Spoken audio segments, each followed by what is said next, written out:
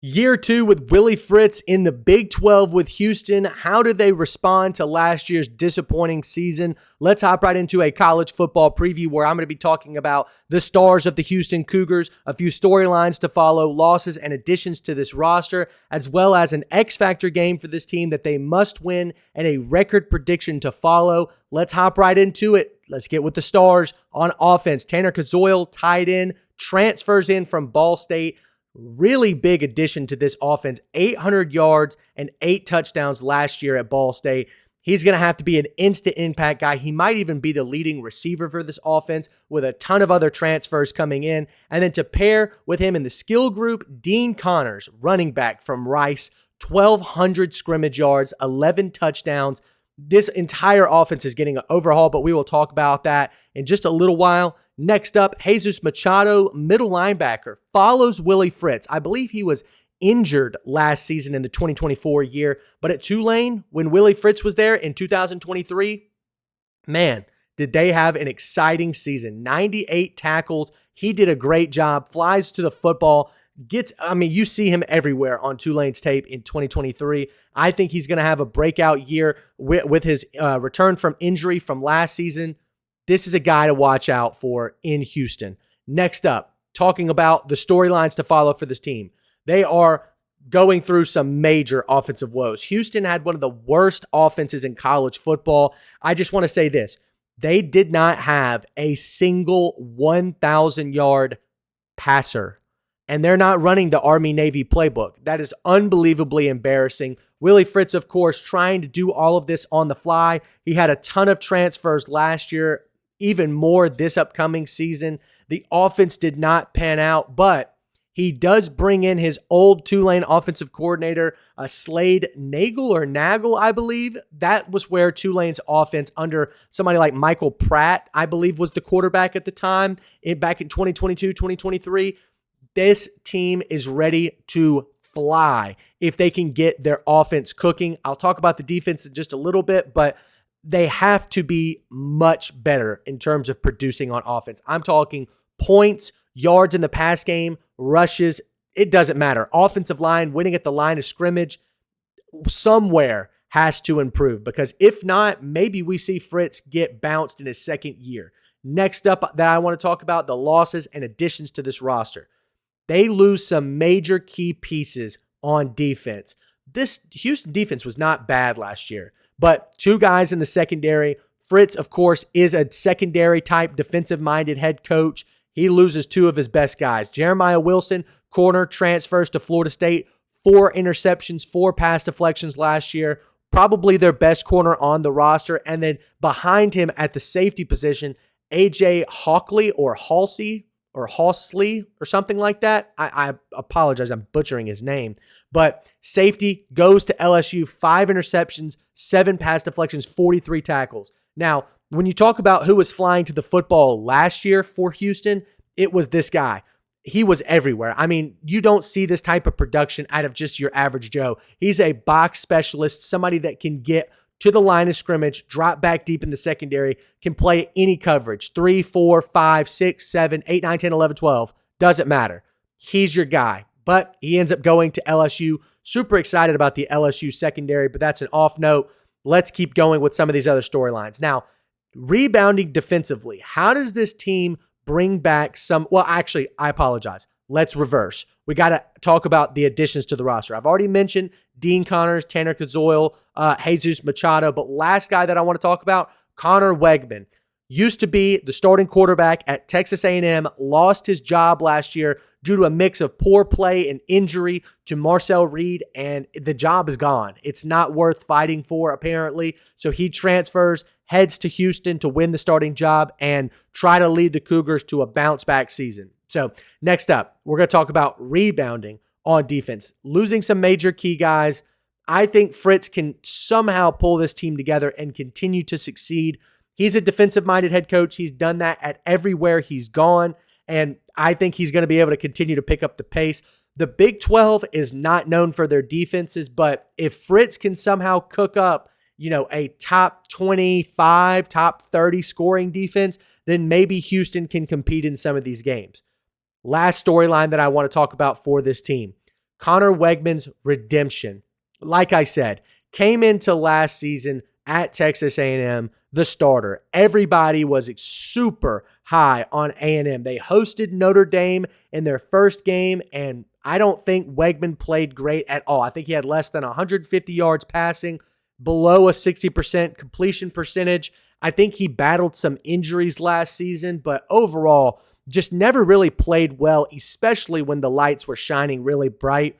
How will he perform here in Houston? They're not going to have any nationally televised games on prime time, so maybe he does a little bit better. There's a ton of new offensive pieces to gel with, a new offensive system that's being installed.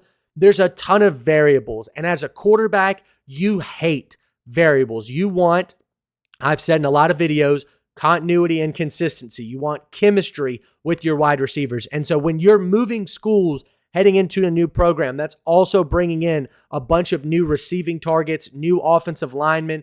It takes a lot of time and reps to get all of the timing down that you need to be successful.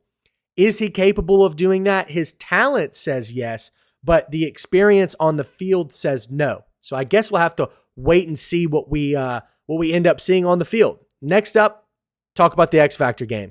This game, in my opinion, it's not going to be a barn burner or anything like that, but it's kind of a toilet bowl game is a really bad description of that. That's really harsh. That's not what I'm trying to say. I just think it's a battle of who is the worst in the conference, and that will be at Oklahoma State, game number 6 of the season. Like I said, this is going to be a game where neither team is achieving Big 12 championship contention whatsoever. I think if Houston can somehow pull off this victory and maybe carry some momentum and try to pull off an upset versus West Virginia or TCU at home later in the year, then Fritz can somehow use that as evidence that he should be able to keep his job. But as of right now, we'll see what I have to say about that. Let's hop into the record prediction. Number 1, Stephen F. Austin comes into town. That's a victory. FCS school, non-competitive game. Even though Houston, of course, is not the greatest, I do think that they can beat an FCS school. But at Rice next game, it's not completely winnable. I think Rice could pull off this upset. Now, does Rice have the school talent, to be competitive in a Power 4 game?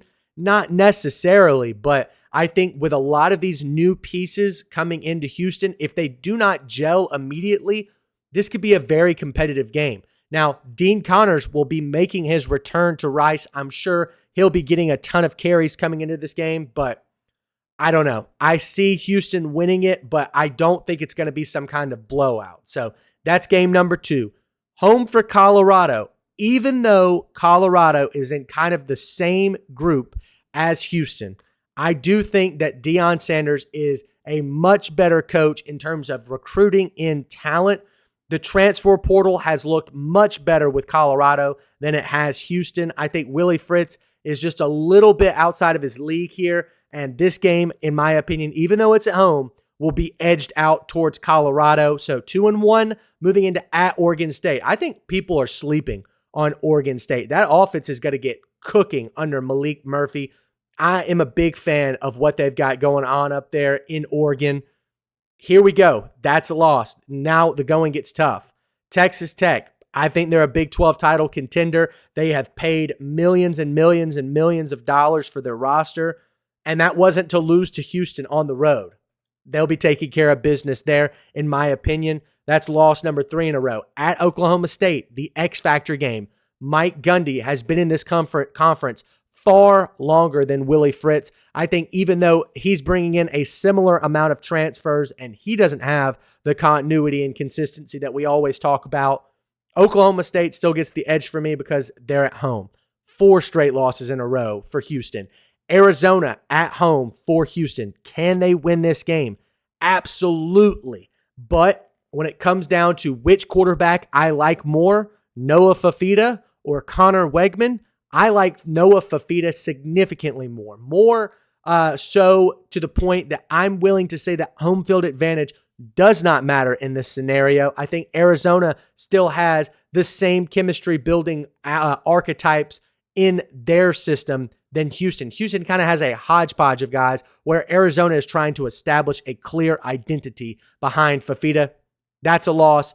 5th one in a row at Arizona State. They could potentially be a Big 12 playoff type contender. I do not think they're going to be able to compete with Sam Levitt and Jordan Tyson, Kenny Dillingham. That offense is just going to be cooking, in my opinion. Cooking to the point that they outskill, outwork, outmaneuver Willie Fritz's defense. So loss number 6 in a row. West Virginia at home. Yet another game where if they win against Oklahoma State or win against Arizona, that's some momentum to build upon and something that you can use as evidence to say, we can compete in the Big 12. We can beat the West Virginias of the world.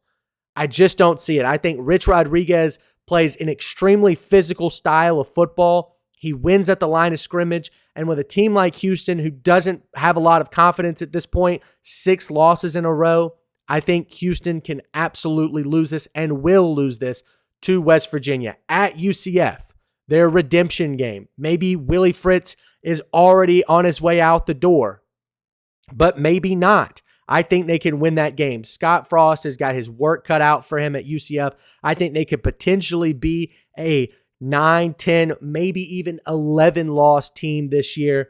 I do not like their roster whatsoever. I love that Houston has this spot right here to close out the season. That's a win for me. Next up, TCU and Baylor. Very similar to Texas Tech and Arizona State. These are teams that are competing for the playoffs, for the Big 12 championship game. They're not looking to get into a scrap fight with Houston, especially at the end of the season when a lot of stuff is on the line. Like I said, Willie Fritz could be out the door after yet another disappointing season at this point in the year. So could we see Houston just kind of fall into chaos? Has Connor Wegman worked out? Those questions to me have yet to be answered, whereas I already know Josh Hoover and Sawyer Robertson are going to be the guys at their respective schools. So that being said, 2 losses there. Record prediction as it sits right now, 3-9.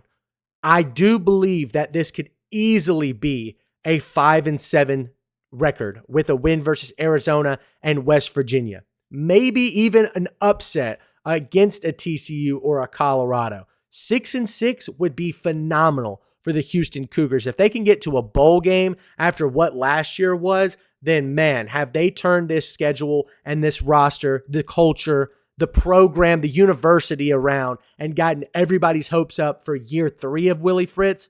But ladies and gentlemen, we will have to wait and see on that. Thank you guys so much for watching. Be sure to like, comment, subscribe. We will see you next time.